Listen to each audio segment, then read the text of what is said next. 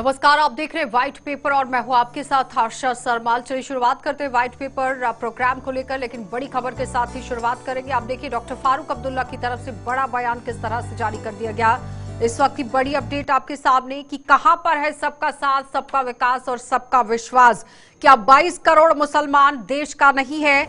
जो 22 करोड़ लोग यहां पर कहते हैं कि किस तरह से काम होगा, लेकिन फिलहाल 22 करोड़ लोगों को घुसपैठिया जो कहता है वो खुद घुसपैठिया है। और डॉक्टर फारूक अब्दुल्ला ने प्रधानमंत्री नरेंद्र मोदी पर यह निशाना साध दिया है, क्योंकि पिछले दिनों जिस तरह से प्रधानमंत्री नरेंद्र मोदी की तरफ से बयानबाजी की गई थी कि मुसलमान अगर यहां पर आप देखिए काम करते हैं तो किस तरह के हालात रहेंगे, मंगलसूत्र को लेकर जिस तरह से बयान जारी किया गया था, उसी को मद्देनजर रखते हुए आज डॉक्टर फारूक अब्दुल्ला एक बड़ा पलटवार करते नजर आए हैं, जिसमें प्रधानमंत्री नरेंद्र मोदी पर उन्होंने निशाना साध दिया है कि भारतीय जनता पार्टी पिछले 10 सालों का विकास गिना रही है, लेकिन कहां पर वो विकास है, कहां पर वो साथ है और कहां पर वो विश्वास है।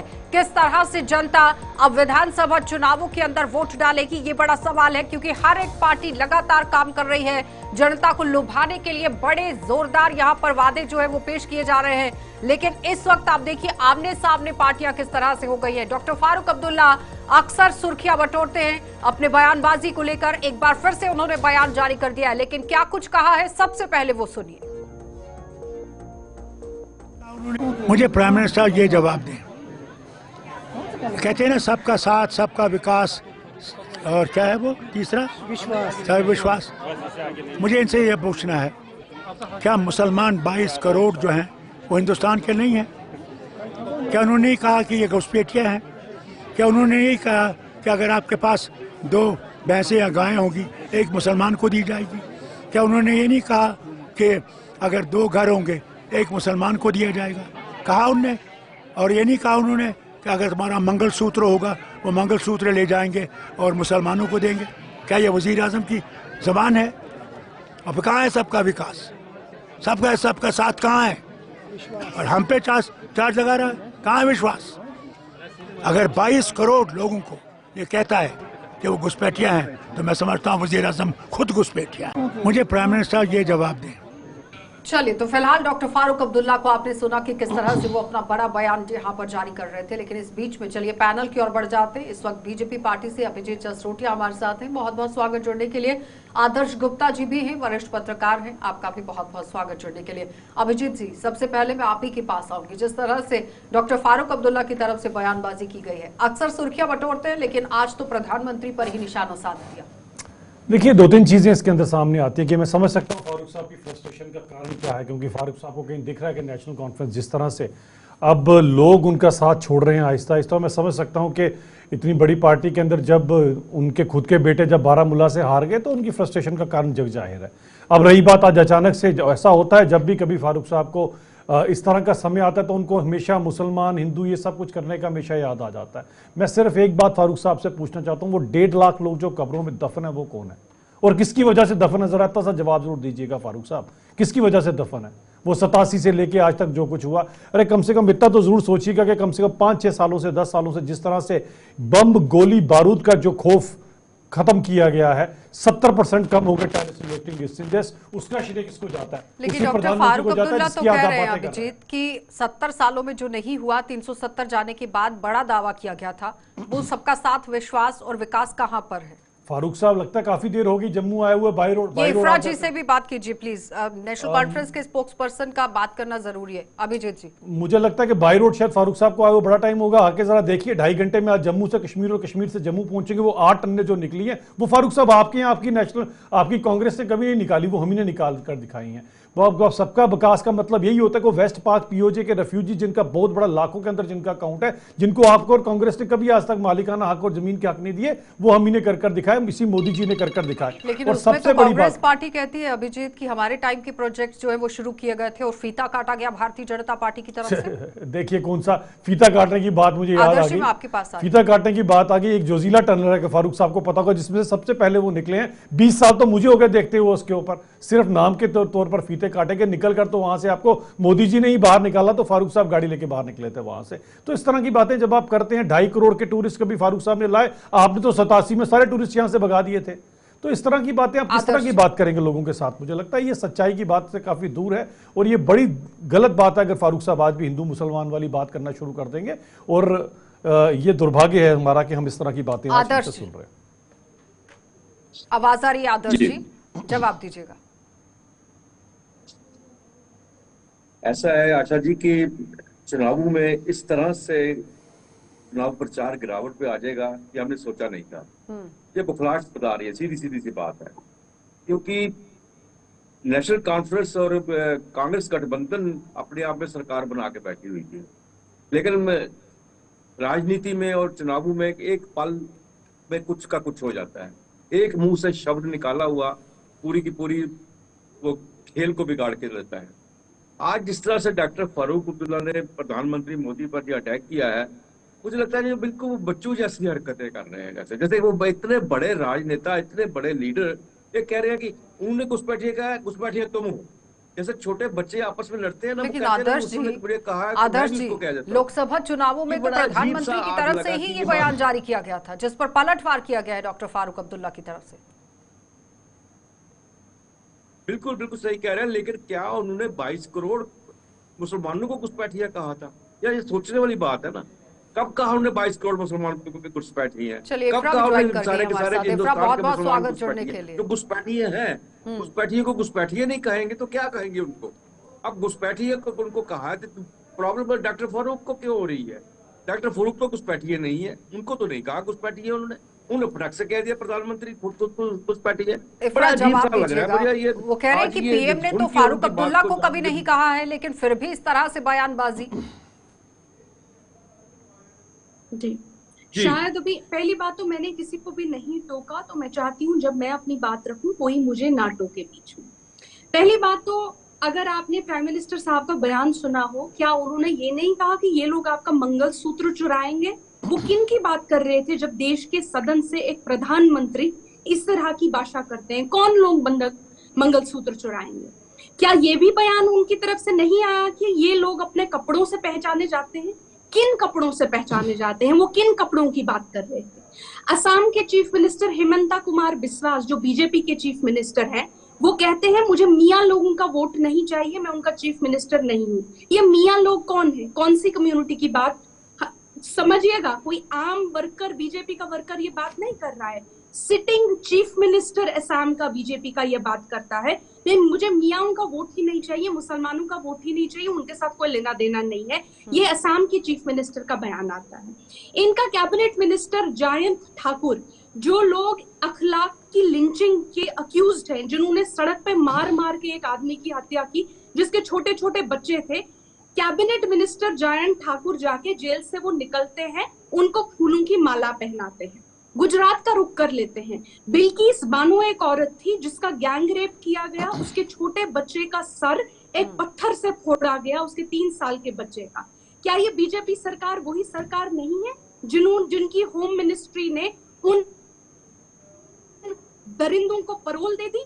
तो आप किनकी बात करती हैं? ठीक है, अगर इनका रिकॉर्ड बीजेपी का देखा जाए, इनके मिनिस्टर से लेके प्राइम मिनिस्टर का रिकॉर्ड तक देखा जाए, जिस तरह की भाषा और हरकतों में ये इन्वॉल्व है, इनको शर्म आनी चाहिए। और फारूक साहब जब बात करते हैं मुसलमानों की, इनको मिर्ची लग जाती है। मुझे एक बात बताइए आशा जी, जब हम लोग बात करते हैं, हमारे मैनिफेस्टो में कश्मीरी पंडितों की बात होती है, जब आप लोग बात करते हैं बांग्लादेश में हिंदुओं के साथ गलत हो रहा है, अच्छी बात है, हमें हर किसी की बात करनी चाहिए। अगर कोई हमारे देश में मुसलमानों के साथ प्राइम मिनिस्टर किस तरह की भाषा इस्तेमाल करते हैं, इस बात पे हम आतंकवादी बन जाते हैं। मुझे समझ नहीं आ रहा, क्या ये बात तो हर किसी को उठानी चाहिए? प्रधानमंत्री किसी कम्युनिटी या फिर जात का नहीं होता है, वो पूरे देश का होता है। जवाब दीजिए जल्दी से। देखिए, अब 2-3 बातें मैं भी चाहूंगा, जिस तरह से इफरा जी ने सारी बातें की, अब ये भी इत्मीनान से सुन ले। सबसे पहले तो 1.5 लाख लोगों का हिसाब किताब आपने दिया, और 1.5 लाख के 1.5 लाख कब्रिस्तान में दफन है और आपकी वजह से दफन है। आपने वो भी हिसाब नहीं दिया कि 87 के बाद जो सबसे पहला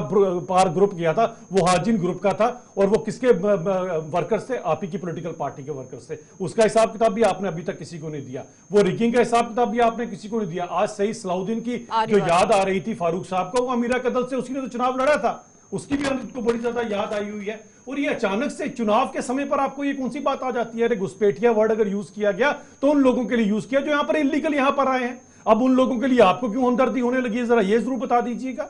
ये हम सब ये जानना चाहते हैं। जो पाकिस्तान से यहां आते थे उन्हें तो आप नागरिकता दे दिया करते थे, जो हमारे यहां से बाहर जाते थे उनकी नागरिकता कैंसिल कर दिया करते थे। ये किस तरह का षड्यंत्र आप लोगों ने रचा हुआ था, जरा इसका जवाब भी दीजिएगा लोगों को। यहां का वाल्मीकि समाज है जिसे आप 30 साल पहले बेवकूफ बनाकर लाए थे, आप ही के फारूक साहब और आप ही की पार्टी बनाकर लाई थी। 30 साल तक आपने उनसे केवल गंदगी साफ कराई, उनको केवल और केवल एक आश्वासन दिया था कि आपको स्टेट सब्जेक्ट देंगे, तो किसने दिया? उसको दिया स्टेट सब्जेक्ट आपने? उनके पीएचडी किए होते हो बच्चों से आप लोग गंदगी साफ करवाते रहे, उसका जवाब था आपके पास। आज अब मुझे जवाब देने दी, मैं आपके बीच में नहीं बोला था, सुन लीजिए ना आराम से जरा। आज आप अचानक से एक और हुआ, क्योंकि वो जो इंजीनियर रशीद को जो मिल गई बेल, उसके ऊपर आपके पेट में बड़ा दर्द हो रहा है और आप उसके पीछे भी षड्यंत्र बड़े ढूंढ रहे हैं। हमारे लिए इंजीनियर रशीद हो, फारूक अब्दुल्ला हो, उमर अब्दुल्ला हो, महबूबा मुफ्ती हो, सभी के सभी हमारे लिए एक ही तरह के हैं, इनमें कोई फर्क नहीं है। लेकिन एक बात मुझे बताइएगा, आप देश के कानून, एक मिनट सर, देश के कानून पे बड़ा तगड़ा आपको आज संशय होना शुरू हो गया हुआ, कानून की प्रणाली पे बड़ा संशय। और मुझे बताइए, फारूक साहब जिनके ऊपर पिछले 10-15 साल से जेकेसीए स्कैम का केस चल रहा है, अचानक से हफ्ता पहले इलेक्शन अनाउंस पहले से उनका सारे का सारा केस क्वाश हो जाता है, इसे हम किस नजर से देखें? अरे देश कानून से चलता है, फारूक साहब के कहने से नहीं चलेगा। और जिस तरह की बात आप कर रहे हैं ये निंदनीय है, क्योंकि देश का कानून सबसे ऊपर है। फारूक साहब को समझ आता है तो अच्छी बात है। अभिजीत जी ठीक है, इफ्रा जवाब दीजिए। पहली बात तो बहुत अच्छी बात है कि यहाँ पे इंजीनियर रशीद साहब की पार्टी का स्पोक्स पर्सन नहीं है, लेकिन अगर इंजीनियर रशीद साहब की पार्टी का स्पोक्स पर्सन होता वो भी बिल्कुल यही सवाल करता जो बीजेपी ने मुझसे सवाल किया है। तो मैं ये बीजेपी को और एआईपी दोनों को जवाब दे देती हूँ। पहली बात, जो ईडी का केस फारूक साहब पे हुआ था, हाईकोर्ट ने कहा कि इसको सही सेक्शंस के अंदर नया केस रजिस्टर कर दीजिए। अगर मेरे प्यारे दोस्त अभिजीत जसरोटिया साहब ने आज की न्यूज पढ़ी होगी 2 दिन पहले की, ईडी ने एक फ्रेश केस हाईकोर्ट की डायरेक्शंस पे ऑलरेडी रजिस्टर कर दिया है। तो आप थोड़ा न्यूज पढ़ लें और देख लें कि हो क्या रहा है।